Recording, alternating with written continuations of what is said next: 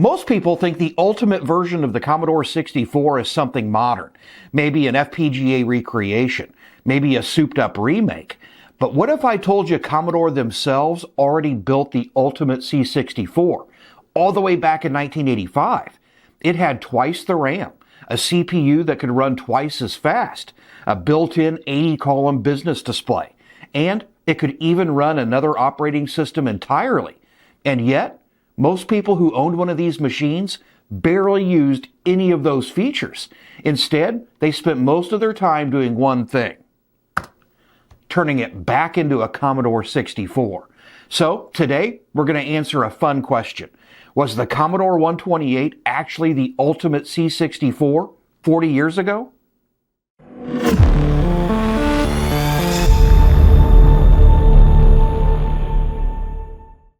Today, we have modern FPGA machines claiming to be the ultimate version of the Commodore 64. More speed, more RAM, perfect compatibility. But back in 1985, Commodore themselves tried to build the ultimate Commodore 64, and they called it this, the Commodore 128.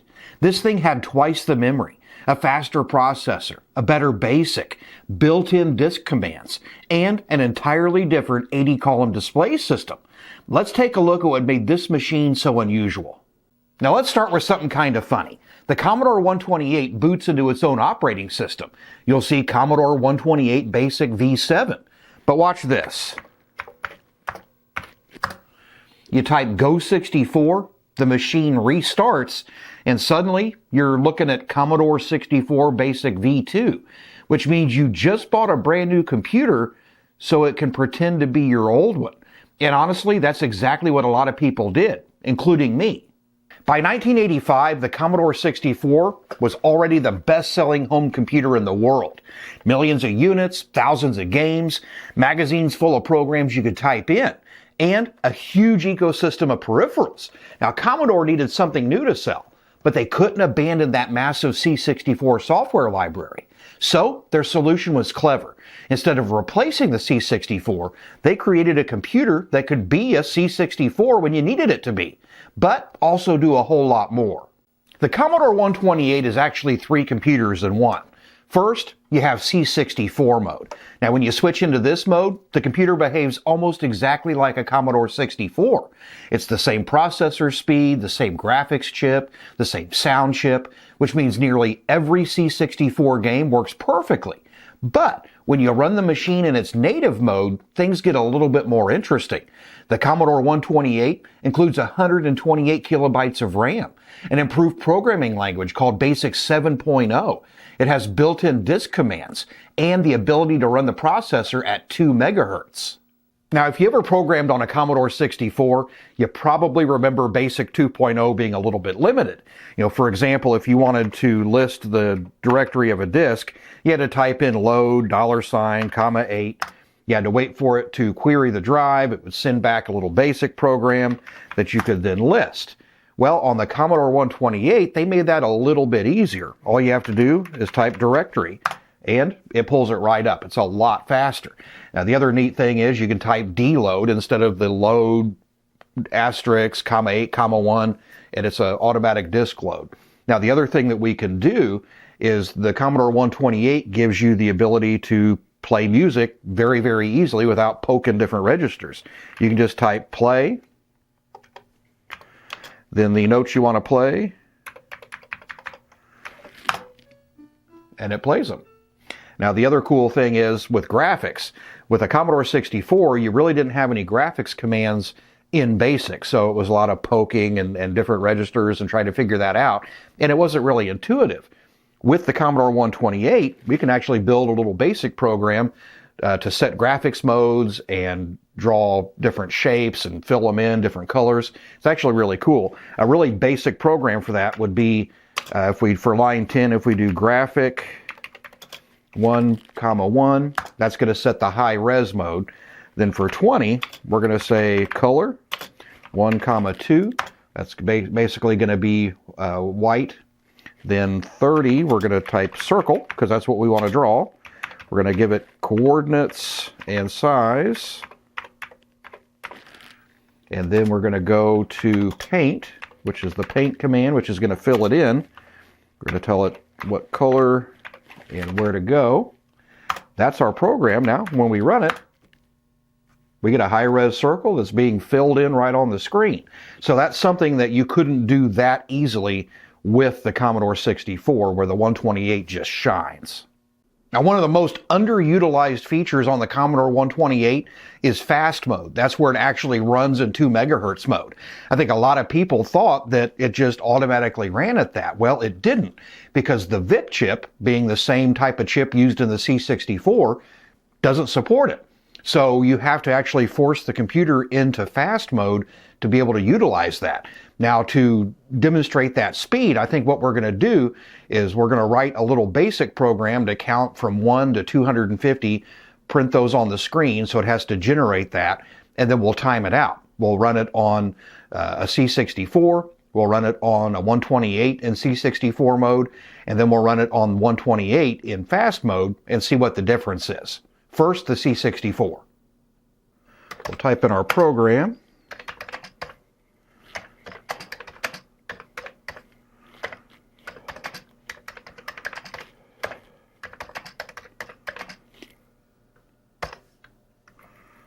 And let's see what it does.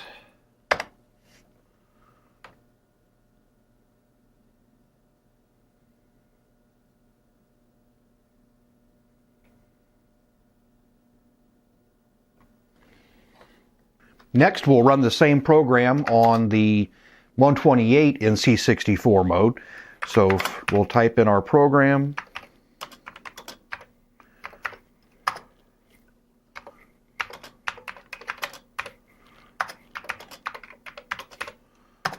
And let's run it.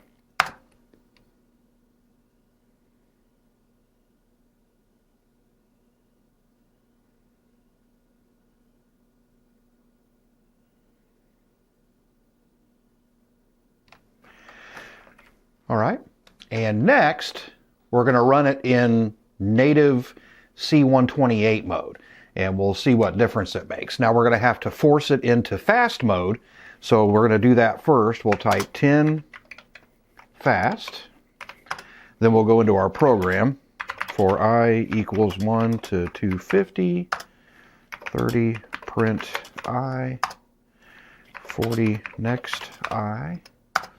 Now it's going to blank the screen because the VIC chip cannot display that. We'd have to be in 80 column mode to actually watch it run. But we forced it into fast mode, so we're going to actually take it back into slow mode once it's done. That way it'll bring the screen back and we can see it, but we can still calculate the run time. So here we go.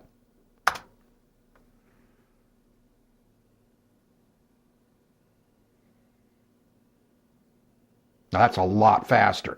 So that 2 megahertz mode being something that was really underutilized on this computer, people never took advantage of it. In fact, I didn't know until I was an adult that I had to change it to fast mode to be able to use that.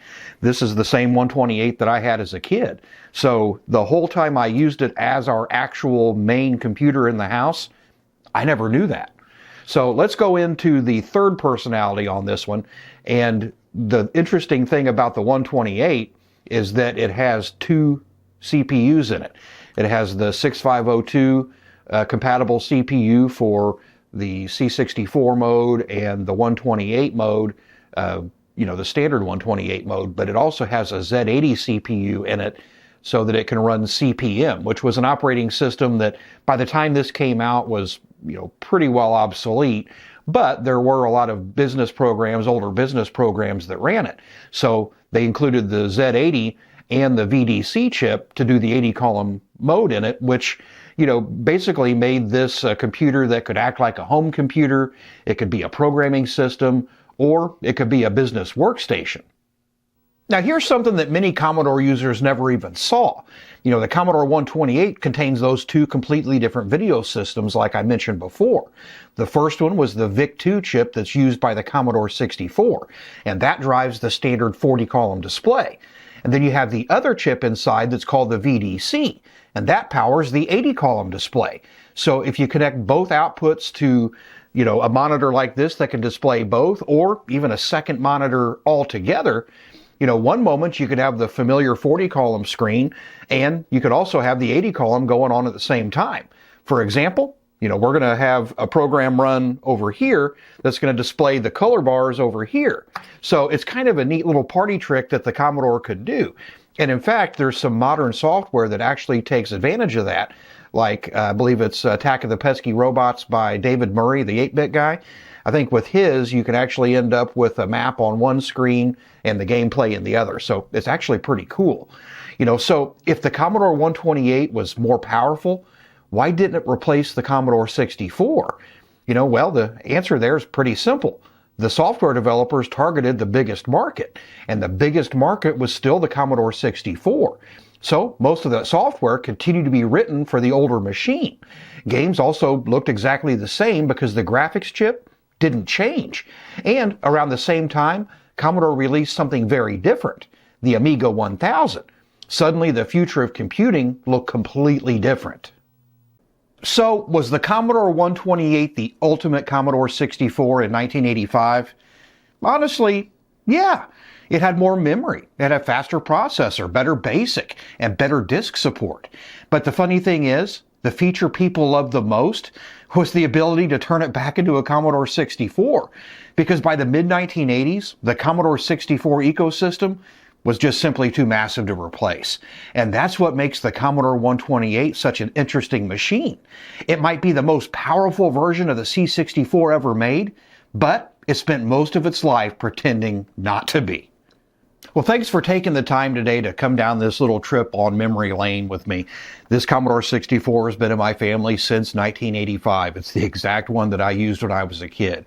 And you know what? I love getting it out and actually learning new things about it. I love the look of the 128. I love the fact that it has two separate processors, two separate graphic systems. To me, it's amazing that they put this whole thing together and put it on the market, knowing that nobody would ever really use it to its full potential. Well, that's about all I've got for today. If you like this video, please take just a second to click the like button.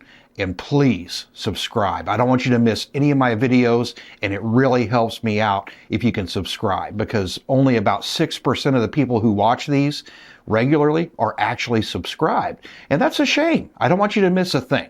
And if you want behind the scenes footage or more in-depth looks at what we do that doesn't make it into the final videos, think about joining our after hours or studio access. It's not for everybody, but if it's something you might enjoy, take a look at it. There's links down in the description. Until next time, happy vintage computing.